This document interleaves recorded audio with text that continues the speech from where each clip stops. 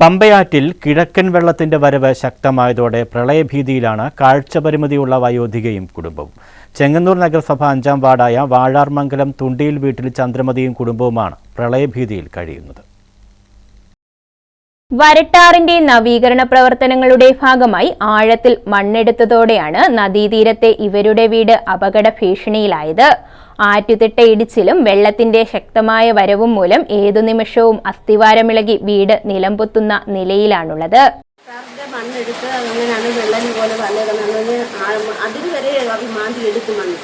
അപ്പം ഒരാൾ താഴ്ചയിലല്ല എടുത്തേക്കുന്നത്, ഒരു 8 അടിയോളം താഴ്ചയുണ്ട്. അപ്പോൾ പലരും പറഞ്ഞത് നിങ്ങൾക്ക് വീട്ടിനായിട്ട് വീടിങ്ങനെ പോകുമെന്ന് പറഞ്ഞപ്പോൾ ഞാൻ ബാബുരോട് ചോദിച്ചാൽ പറഞ്ഞു നിങ്ങൾക്ക് കുട്ടി കെട്ടിട്ട് സംരക്ഷണ കുട്ടി കെട്ടിത്തരാമെന്ന് പറഞ്ഞു. പക്ഷെ പിന്നൊന്നും ആരും ഒന്നും പറയുന്നില്ല, ഒന്നുമില്ല. ഞങ്ങളാകെ നിവൃത്തിയില്ലാതെ നിൽക്കുന്ന ഒരു അവസ്ഥയിലാണ് ഞങ്ങൾ കഴിയുന്ന പണി ഞങ്ങൾക്ക് മാത്രമേ. ഞങ്ങളെല്ലാവരും അസുഖക്കാരാണ്. എനിക്ക് 2-5+ കഴിഞ്ഞാണ് കഴിച്ചേട്ടത്തേക്ക് അറ്റാക്ക് വന്നു. എൻ്റെ ഭർത്താവും വയ്യാത്തതാണ്. ആകെ ഞങ്ങൾ നിവൃത്തിയില്ലാതെ കഴിയുന്നൊരു കുടുംബമാണ് ഞങ്ങളെ എങ്ങനെ എത്തിക്കുക. 2016 അനുവദിച്ച സർക്കാർ പദ്ധതിയിലുള്ള കോൺക്രീറ്റ് വീട് ഭാഗികമായി മാത്രമാണ് പൂർത്തിയാക്കിയിട്ടുള്ളത്. സാമ്പത്തിക ക്ലേശം ഏറെ അനുഭവിക്കുന്ന ഇവർക്ക് സർക്കാർ സഹായം കൊണ്ടുമാത്രം വീട് പണി തീർക്കാനായില്ല. അടുക്കള ഭാഗവും കിടപ്പുമുറിയും ഭാഗികമായി പൂർത്തിയാക്കി താമസമാക്കിയതാണ്. 68 വയസ്സായ ചന്ദ്രമതിക്ക് 85% കാഴ്ചപരിമിതിയുണ്ട്.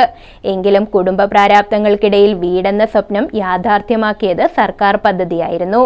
ആ സ്വപ്ന സാക്ഷാത്കാരമാണ് ഇപ്പോൾ തകർച്ചയുടെ നിഴലിലായിരിക്കുന്നത്. വീടെല്ലാം പോവാ, മഴ എല്ലാം ഇടിഞ്ഞ് 6 തോണ്ടി കണ്ട് എല്ലാം സൈഡെല്ലാം പൊട്ടി ഇരിക്കുക. വീടിനകത്തൂടെ വെള്ളം പോവുക, വെള്ളം കയറും.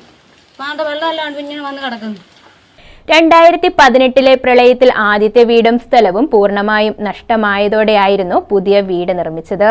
1.25 ലക്ഷം രൂപ സർക്കാരിൽ നിന്നും കിട്ടിയെങ്കിലും വീട് പൂർത്തിയാക്കാൻ ബാങ്ക് ലോണും എടുക്കേണ്ടി വന്നു.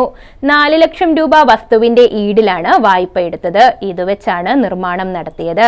എന്നാൽ വായ്പ തുക തിരിച്ചടയ്ക്കാനാകാത്ത സാഹചര്യത്തിൽ ജപ്തി ഭീഷണിയുമുണ്ട്. ഇതിനിടെയാണ് ഇപ്പോഴത്തെ രൂക്ഷമായ സാഹചര്യം ചന്ദ്രമതിയുടെ ഉറക്കം കെടുത്തിയിരിക്കുന്നത്.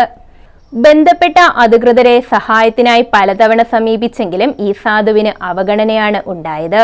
ഏതു നിമിഷവും നിലംപതിക്കാവുന്ന വീടിനുള്ളിൽ സഹായം കേഴുകയാണ് ഈ വൃദ്ധയും കുടുംബവും. News bureau, Chengannur.